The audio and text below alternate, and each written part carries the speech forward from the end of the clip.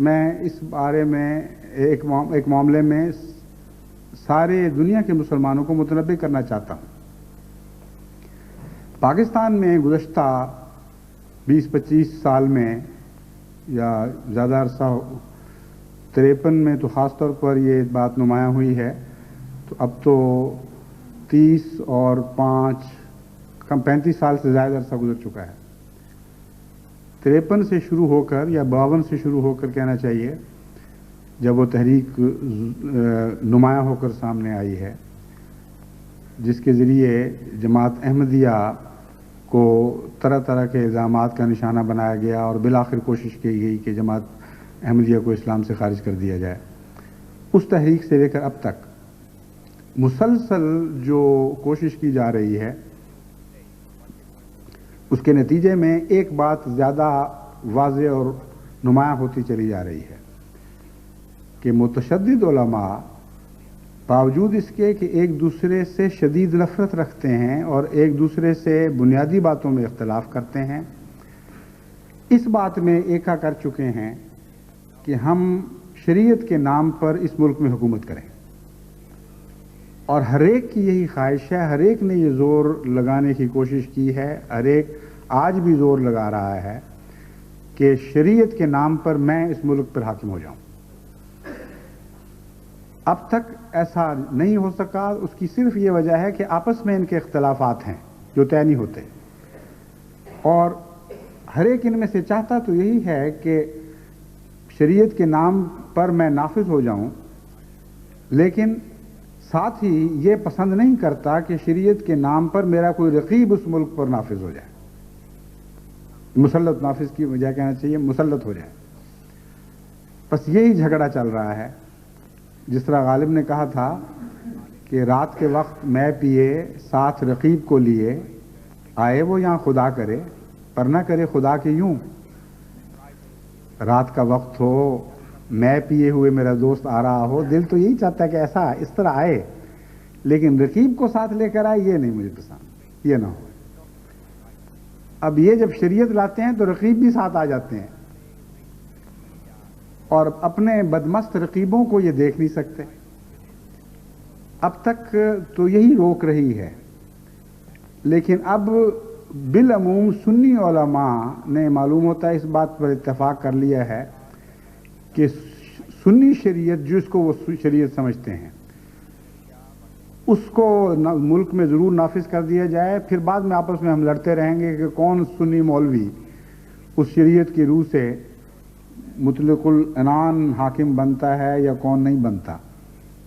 یہ سازش یہاں تک پہنچ گئی ہے، لیکن جو حصہ نہایت ہی خطرناک ہے وہ یہ ہے کہ اس سازش کا ایک منفی اثر ساتھ کے وسیع ملک ہندوستان پر بھی پڑا، اور جس طرح ایک مثبت پول یعنی پازیٹیو پول بجلی کا بنتا ہے، اس کے مقابل پر لازماً ایک نیگیٹو پول بھی بن جایا کرتا ہے۔ ایک مرکز اگر مثبت بنتا ہے تو خالی مثبت مرکز کوئی چیز نہیں، لازماً اس کے اثر میں اس کے عکس، اس کے پرتو کے طور پر ایک منفی نقطہ ضرور ظاہر ہوتا ہے، جس کو ہم نیگیٹو پول کہتے ہیں سائنسی اصطلاح میں۔ تو ان باتوں کا اثر غیر مسلم دنیا پر لازماً پڑنا تھا، اور سب سے زیادہ اثر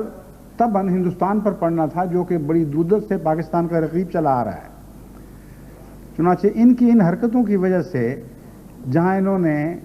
نفاذ شریعت کے نام پر دراصل اپنی حکومت کو مسلط کرنے کی کوششیں کی ہیں، ہندو انتہا پسندوں کو بھی ایک نقطہ ہاتھ آ گیا۔ انہوں نے سوچا کہ اگر شریعت کے نفاذ کے ذریعے ہم لوگ جن کو سیاست میں پوچھتا کوئی نہیں اور ووٹوں کے وقت کوئی گھاس بھی نہیں ڈالتا، پاکستان میں مذہبی متشدد اور انتہا پسند سیاست میں اوپر آ سکتے ہیں، تو ہم کیوں نہ آ کر دیکھیں۔ چنانچہ وہ ہندوؤں کا انتہا پسند ٹولہ جس کو پہلے اس سے کبھی ہندوستان کی سیاست میں کوئی حیثیت نہیں رہی، اس رد عمل کے طور پر اس طرح ابھرا ہے کہ انہوں نے بڑی شدت کے ساتھ منافرت کے ہتھیار اٹھا کر ہندو شریعت کے نفاذ کی مہم چلائی، اور جس طرح جاہل عوام خواہ وہ کسی ملک سے بھی تعلق رکھتے ہوں ان باتوں کے فیصلہ کرنے کے مجاز نہیں ہوا کرتے، بلکہ جو شخص بھی ان کی نفرتوں کے مزاج سے کھیلنے لگ جائے، نفرتوں کے رجحان سے کھیلنے لگ جائے، وہ تقویت پکڑ جاتا ہے۔ تو ہندوستان میں بھی یہی نفرت کی ہولی کھیلی جانے لگی ہے،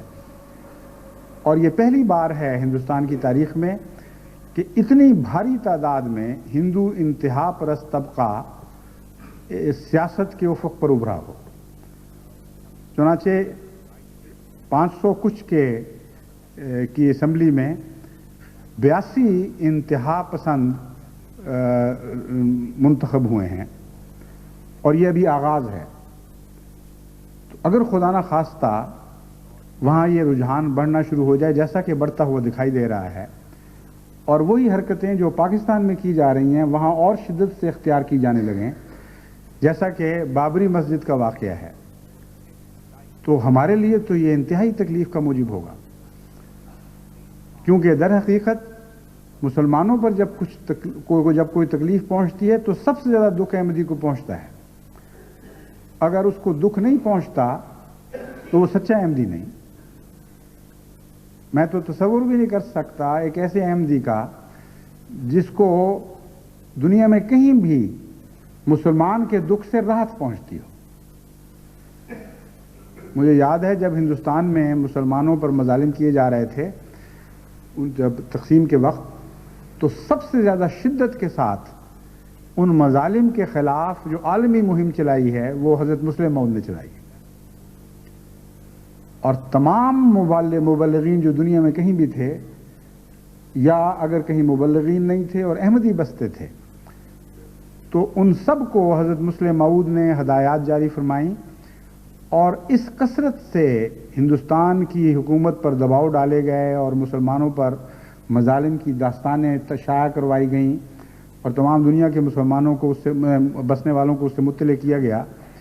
کہ اس کے مقابل پر 1000واں حصہ بھی پاکستان کی حکومت نے نہیں کیا۔ اس لیے میں آپ کو یہ تاریخ یاد دلا رہا ہوں، اور خصوصیت سے اس سارے پس منظر میں یہ آپ کو متوجہ کرنا چاہتا ہوں کہ ان باتوں کے نتیجے میں، ان ظلموں کے نتیجوں میں جو آپ پر ہوتے رہے،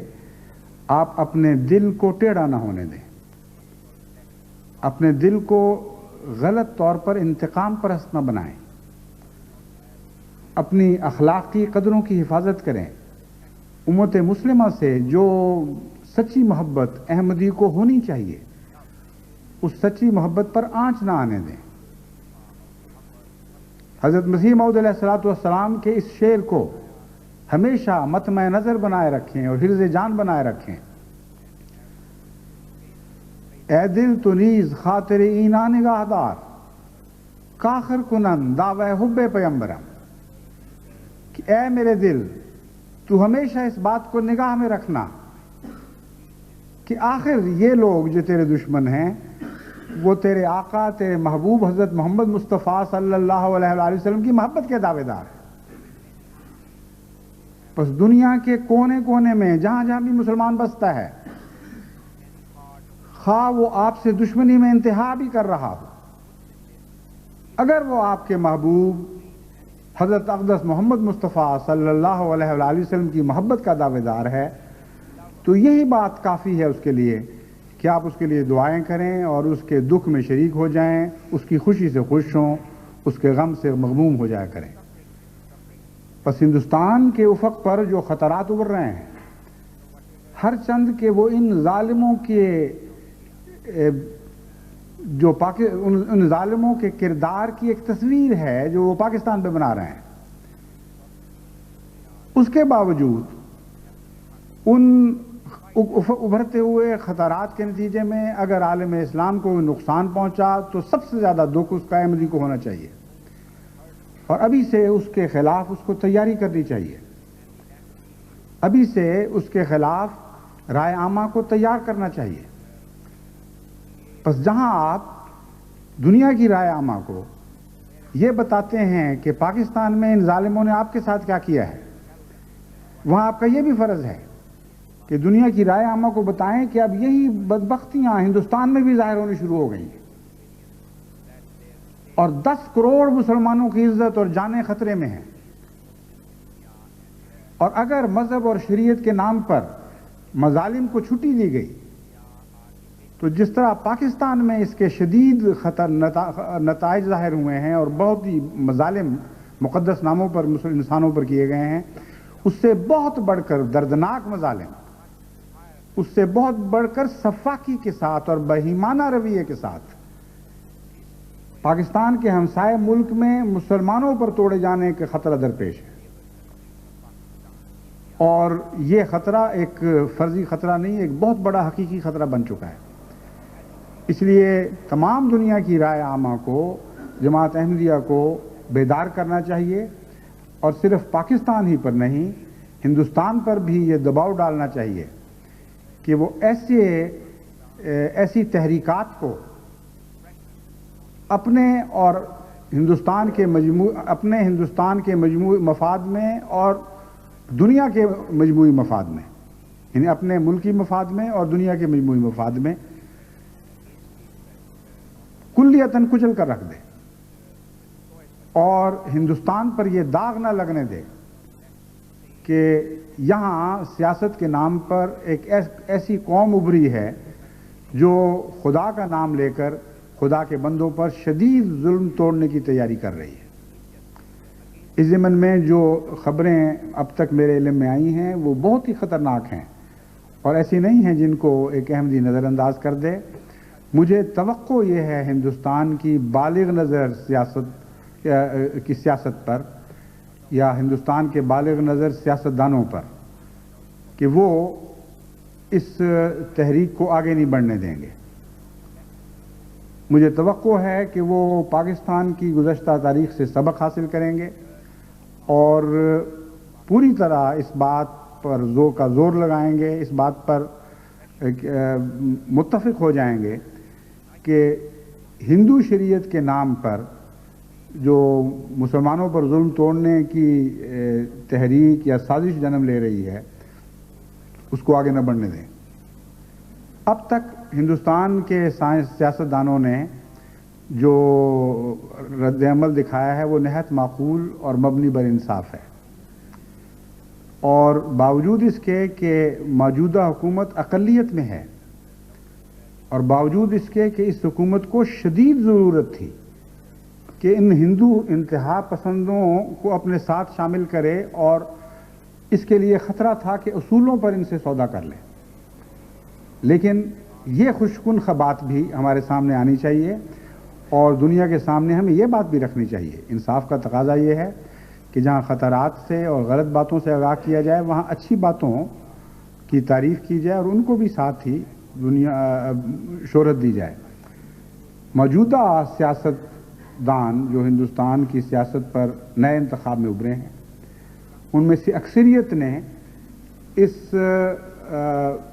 سازش کا حصہ بننے سے انکار کر دیا اور باوجود اس کے کہ شدید دباؤ تھا موجودہ حکومت پر انہوں نے کھلم کھلا ان انتہا پسند ہندوؤں کو کہہ دیا ہے کہ ہم اصولوں میں تم سے کوئی سمجھوتا نہیں کریں گے اور اس کے نتیجے میں ہو سکتا ہے ایک نیا الیکشن ہو. تو جب میں کہتا ہوں کہ ہندوستان کے ان حالات سے دنیا کو باخبر کریں تو ہرگز یہ مراد نہیں کہ جہالت کے ساتھ کریں اور آپ بھی ایک انتقامی کارروائی کا حصہ بن جائیں. میرا مطلب ہے ان حالات کو دنیا کے سامنے صداقت کے ساتھ رکھیں، کھول کر صاف صاف بیان کریں، ان کو بتائیں کہ خدا کے فضل کے ساتھ سرے دست ہندوستان کی سیاست میں یہ بالغ نظری موجود ہے، یہ شرافت موجود ہے کہ انہوں نے باوجود شدید دباؤ کے ان انتہا پسندوں کے ساتھ کوئی اصولوں پر سمجھوتا نہیں کیا. لیکن اگر پاکستان میں ایسی تحریکات بڑھیں تو نفسیاتی لحاظ سے ہندوستان میں ایسی فضا قائم ہونا ضروری ہے جس کے نتیجے میں آج نہیں تو کل، کل نہیں تو پرسوں یہ انتہا پسند غالب آنا شروع ہو جائیں گے. اور اگر یہ اتنا غالب آ گئے اور اگر خدا نخواستہ اس وقت تک کوئی بددیانت یا ضمیر فروش سیاستدان خواہ ان سے تعلق نہ بھی رکھتے ہوں وہ سیاست میں ابھرے اور اپنی حکومت کی خاطر ان سے سمجھوتوں پر آمادہ ہو گئے تو پھر ہندوستان میں نہایت خطرناک حالات ظاہر ہوں گے۔ 10 یا 11 یا 12 مسجدوں کے منہدم ہونے کا سوال نہیں رہے گا، پھر خطرہ ہے کہ لاکھوں کروڑوں مسجدیں منہدم کی جائیں، پھر 2 یا 4 یا 100 کو زبردستی مرتد بنانے کا سوال نہیں رہے گا، پھر کروڑوں کی تعداد میں وہاں مسلمانوں کو مرتد بنایا جائے گا، گلی گلی میں، قصبے قصبے میں، شہر شہر میں، صوبے صوبے میں مسلمانوں کے خون سے ہولی کھیلی جائے گی۔ یہ وہ خطرات ہیں جو نہایت خطرناک صورت میں ہندوستان کے افق پر مجھے ابھرتے ہوئے دکھائی دے رہے ہیں۔ ان کو جیسا کہ میں نے بیان کی ہے صداقت پر قائم رکھتے ہوئے، انتقامی جذبات سے پاک ہو کر صاف صورت میں نکھار کر دنیا کے سامنے پیش کریں اور رائے عامہ کو اس کے خلاف آمادہ کریں، اور ہندوستان کے احمدیوں کا فرض ہے کہ وہ سمجھدار سیاستدان سے رابطے پیدا کر کے ان کو وہاں اپنے ملک میں ان باتوں سے آگاہ کریں۔ غالباً وہ آگاہ ہیں، لیکن مزید وضاحت کے ساتھ بتائیں کہ آج تمہارے ملک کی وفا کا تقاضا یہ ہے کہ تم انتہا پسندوں کو یہاں ابھرنے نہ دو۔ اللہ تعالی ہمیں توفیق عطا فرمائے کہ اسلام کے خلاف جہاں بھی دنیا میں جہاں بھی کوئی خطرہ درپیش ہو اس کے دفاع میں ہم ہمیشہ سب سے اول صف میں، سب سے زیادہ نمایاں، سب سے زیادہ خلوص کے ساتھ ہمیشہ سینہ سپر رہیں۔